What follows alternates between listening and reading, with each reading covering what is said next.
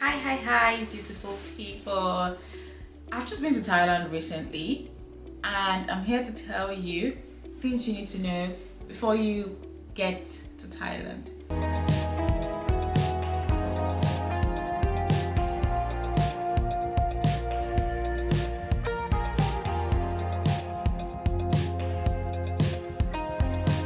So we all know that Thailand is on everybody's bucket list. I mean, who doesn't want to go to Thailand, right?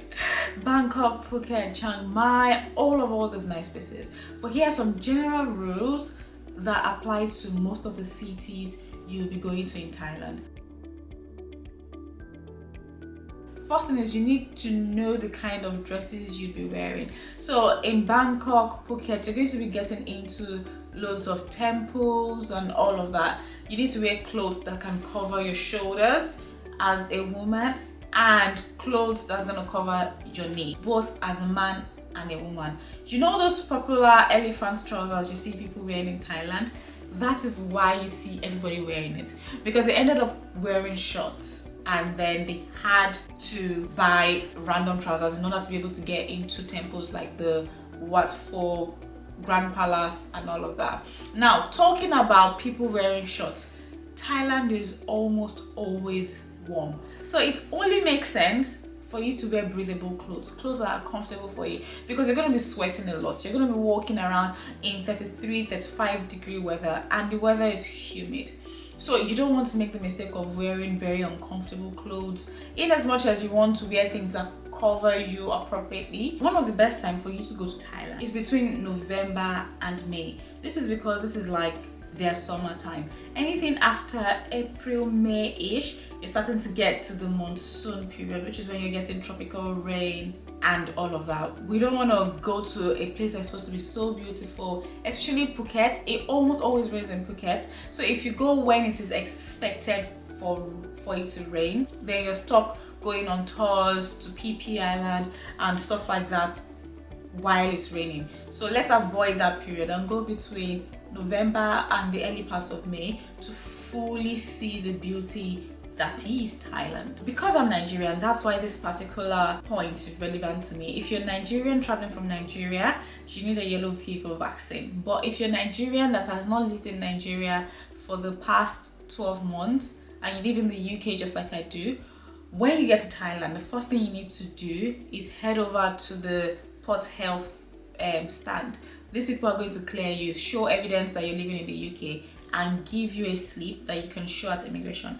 It is only then that you can be stamped in. I made the mistake because I didn't know about this, obviously, which is why I'm talking about it now. I made a mistake and just went straight to immigration, and I ended up being turned back. And mind you, the queue was longer at immigration. I ended up being turned back because I had a Nigerian passport to go sort out my yellow fever. So I didn't need a yellow fever card because they just gave me an exemption slip sort of. But if you live in Nigeria, you need a yellow fever card. This particular point is very important because if you're going to Thailand, cash is king. I went hungry so many times in Thailand because I forgot to have my cash with me, or I forgot to have my ATM card, so I couldn't withdraw. It was such a disaster. I went to the famous Icon Siam and I had no cash with me, and I ended up not being able to eat as much as I could. So you're going to get very little drivers who are willing to accept card for anything. So always have your card on you. Now this particular point takes me to my next point, which is if you're going to withdraw cash, you have to make sure you withdraw them in bulk, because if you have to go to the ATM every time for little monies here and there, you're going to end up paying a lot of money in charges, because a typical ATM in Thailand would charge you 220 baht to withdraw whatever money it is. So every time you have to go to that ATM and you end up spending 220 baht, that is racking up expenses you don't want to rack up. So withdraw all the possible monies you think you'd spend so you can avoid paying unnecessary charges. You know how I mentioned that you're going to be visiting temples very often? Yes, so now because you're going to be visiting temples very often, it means that you also have to wear footwears that you can remove easily. You don't want to wear shoes that you have to lace and unlace, because all the temples you're going to go to would require for you to take off your shoes at every point. It's going to be such a hassle for you to keep on doing your lace and putting them back on. That is so stressful. Nobody wants that. So do yourself a favor and put on shoes that you can slide in and out easily. There will be 2 transportation apps you need in Thailand, which would be number 1, Grab. I think Grab is localized to like Southeast Asia and the environment, because I used Grab almost everywhere in Thailand. And you'd also need Bolt. Bolt is cheaper in some places and is more expensive in some part of Thailand. So you would do good to kind of like compare which is more expensive, and sometimes it is as much as $5 difference occasionally. So you can open your Grab app and check how much it is on one app and how much it is on another app. That would save you some money at least.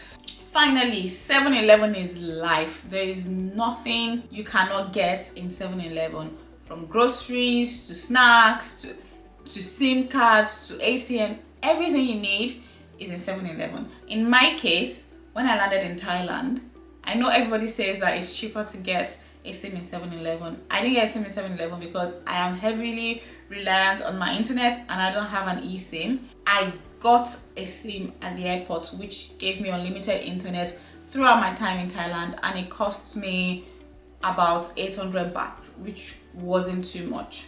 Before you can get the SIM, remember when I said cash is king? You literally need cash to get the SIM in Thailand. So it's either you exchange some money you brought in. I had USD on me, so I exchanged my USD to baht and used this baht to pay for my SIM, just because I did not want to be cut out of internet at any point. I was traveling solo, so I really wanted to play it safe. Finally, I think Thailand is a very safe place to be.